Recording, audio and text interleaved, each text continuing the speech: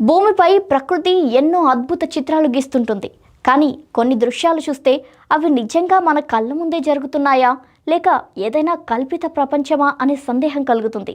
అలాంటి అరుదైన అద్భుతమే ఇటీవల టిబెట్ ఆకాశంలో ఆవిష్కృతమైంది. చీకటి గగనతలంలో ఎర్రని కాంతి స్తంభాల్లో మెరిసిన ఈ దృశ్యం ప్రపంచవ్యాప్తంగా అందరి దృష్టిని ఆకర్షించి మంత్రముగ్ధుల్ని చేస్తుంది.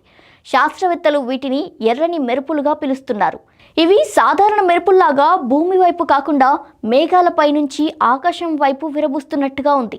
భూ ఉపరితలానికి 50 నుంచి 90 కిలోమీటర్ల ఎత్తులో సంభవించే ఈ అరుదైన ప్రకృతి దృశ్యం శక్తివంతమైన విద్యుత్ ఉత్సర్గలు వాతావరణంలోని నైట్రోజన్ అణువులతో చర్య జరపడం వల్ల ఏర్పడ్డాయి.